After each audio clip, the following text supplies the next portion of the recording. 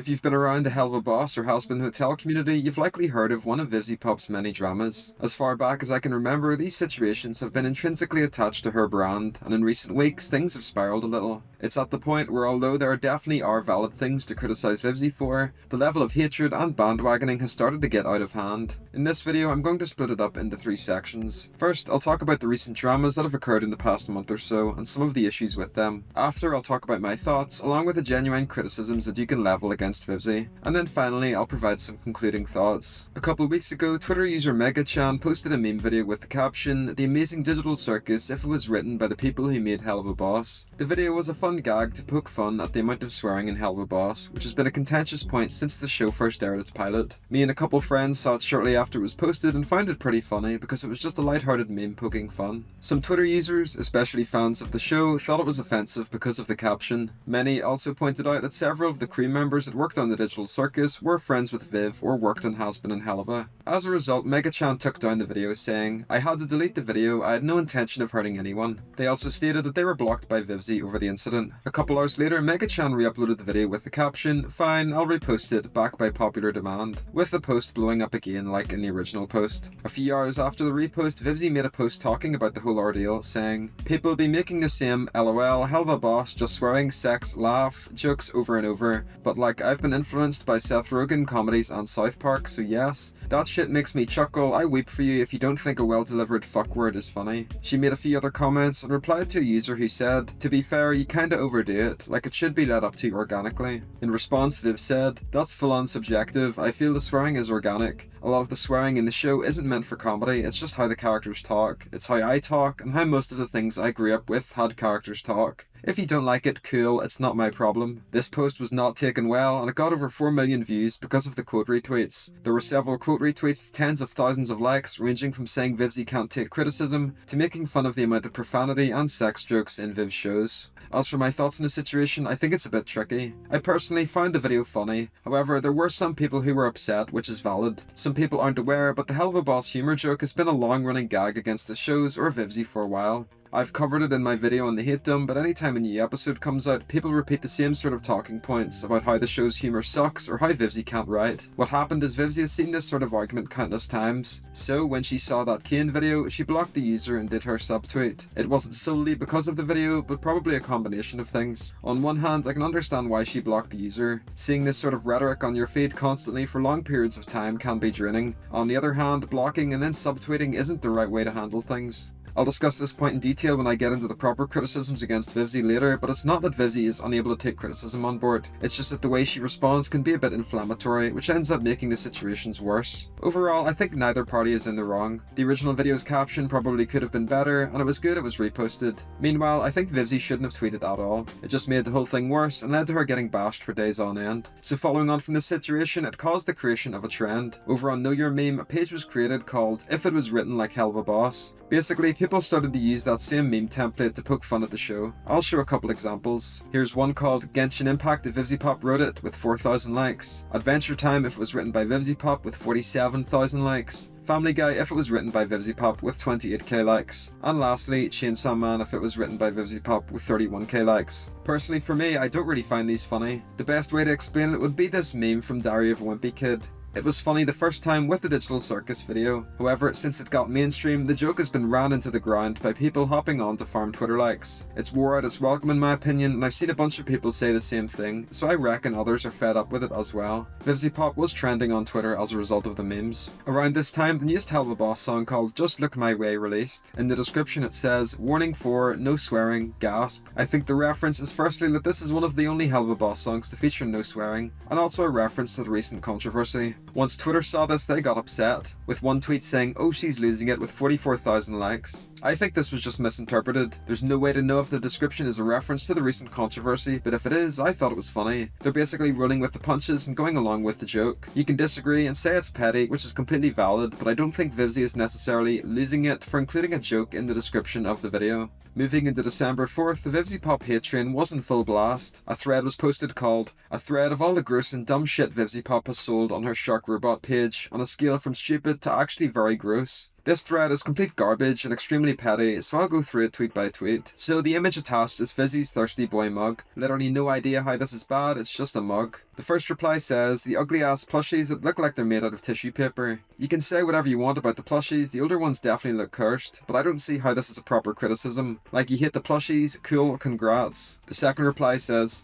sell merch of Moxie's dad who is portrayed as abusive and wrong in the show, I think. This is just complete stupidity. They're basically saying you can't sell merch of evil characters. This reply saying, Twitter users when they walk into Walmart and see a Darth Vader action figure. It just perfectly reiterates how stupid the entire argument is. The next one says, use her only lesbian couple twice in an inherently sexual line of pins, questionably so. This again just makes no sense. The images aren't inherently sexual. The first one is Vaggie and Charlie hugging, while the second one is a reference to the lipstick meme. The next tweet is showcasing some Valentino merch. This is the same as the Crimson Point. They're basically saying you can't have merch of evil characters, which is stupid. The final two tweets discuss Sally Mae. One says, and lastly, she's made a ton of sexualized merch of her only trans character, who has one line, by the way, that also overexposes her bulge, constantly to a not normal degree. So the first thing is that the first sentence is complete misinformation. Sally Mae isn't the only trans character in the show, there's several. Secondly is that the voice actor of Morgana Ignis said that Sally Mae's merch is the way it is because it's to emphasize how she's a body positive trans character. I discussed this point way back in my video dedicated to the Sally Mae discourse, and I have no idea why it's still being brought up. Hunter B, one of the Spindlehorse team, did a quote retweet saying, when I made the Stella and Sally Mae pin-up print, I worked very closely with Morgana, Sally Mae's actress. I wanted to get Sally Mae completely right, and the bulge was requested. Trans characters do not owe you comfort. They have every right to feel sexy and express it.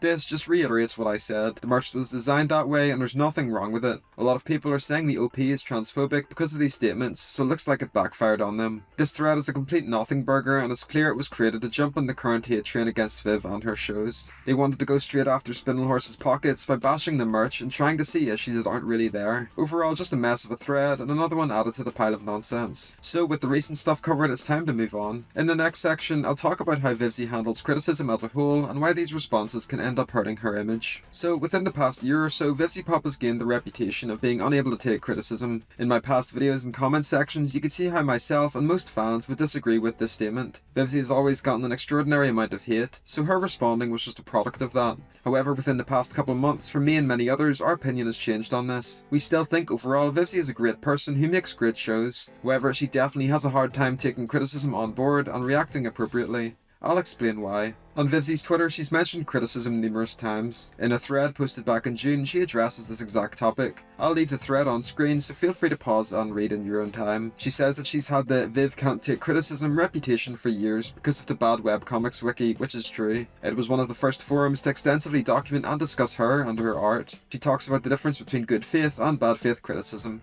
and then finishes off by saying, power to those who give good criticism. So from Viv's tweets, she asserts that overall she's receptive to criticism and loves discussing it. It's just the bad faith stuff that she dislikes, which is completely fine. The issue, however, is that as time passes, you can't really use this excuse forever. Viv says she can respond well to criticism, but as I will discuss, there's numerous situations that raise a few eyebrows. 9 months ago, Vivzie subtweeted a video by a channel called Dire Gentleman, but they've since rebranded to We Are Not Alive. They made a video called Why Did Helluva Boss Fall Off So Hard? I watched the video back when it came out, and although I don't agree with everything said in the video, it was overall pretty decent and did have some worthwhile opinions that I empathise with, especially relating to character beats, plot progression, and tonal issues. Vivzie saw the video and didn't like it at all. She made a subtweet about it along with several replies. To some people, this came off as extremely immature. It wasn't a good look, and although she has every right to voice her opinions, it can't be perceived that she's punching down or unreceptive to criticism. Personally, I think there was no need for the tweets to be made. If Vivzie wanted to discuss the issue, surely she could have reached out to the YouTuber in question and discussed it in private DMs with them. Engaging with others and sharing ideas is great, but doing hostile tweets doesn't really benefit anyone. Putting someone on blast for making a YouTube video wasn't a good look. One thing Viv does a lot is respond to random accounts or obvious trolls. For example, someone will tweet out something inflammatory, Viv will reply, and then it'll start a shitstorm. People will then use this example of Viv responding as ammunition against her in the future. It's a vicious cycle and it's been going on for nearly a decade now.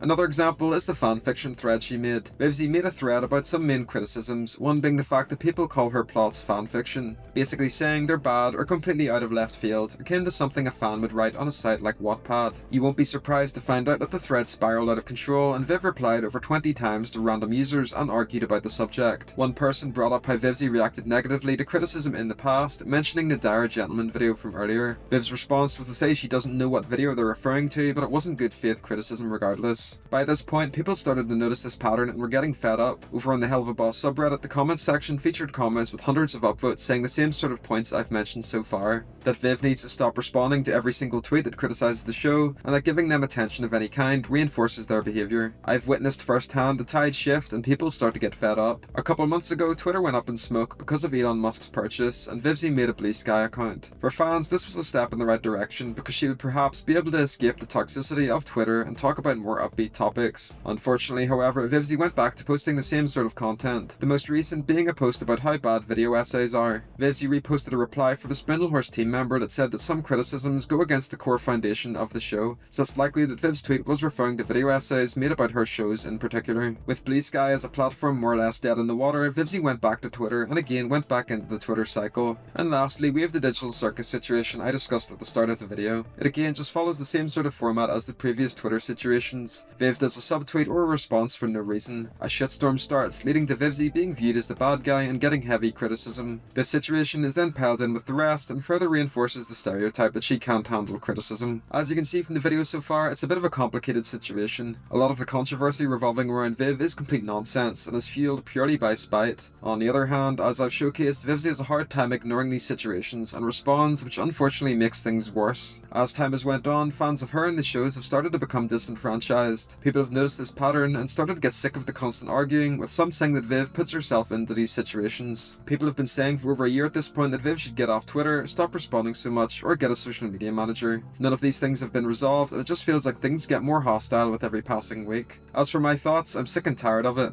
Long-time viewers of my channel will know my takes on these situations and how I've said many times that she should just disengage from Twitter. It's especially troubling because Twitter is so essential to the advertisement of the shows. News, updates and sneak peeks are revealed on Vivzie's account. This leads to a situation where you have to follow her to keep up to date. However, if you do, you're bombarded by all of this drama and other nonsense. This was pretty bad in 2021, where Vivzie would regularly engage with politics. Getting political on Twitter is a recipe for disaster, and Vivzie felt this firsthand with the Scott Cawthon situation. That situation has been used against her ever since, and as a result, Vivzie hasn't really discussed politics much on Twitter. The only way this can be resolved is for Vivzie to just relax with the way she reacts to stuff on Twitter. One example I thought was pretty helpful was her thread on Millie a while back. Some people interpreted this as her shifting the goalposts, but I thought it was a unique insight into the character. Millie has been criticised for a while, so it was interesting to see Viv's take on the topic, along with providing hints for future episodes that will involve Millie. Her statement about Hazbin Hotel being female-led ruffled a few feathers though. So I reckon if Vivzie focused more on engaging like that, or just not responding to trolls or subtweeting, then things will quieten down a lot. The reputation about her not taking criticism will eventually fade, and people will move on. So overall, I understand why Vivzie is labelled as unable to take criticism, but I don't think it's necessarily fair. I know Vivzie doesn't mean any harm, but it's just sad to see this sort of stuff happen time and time again.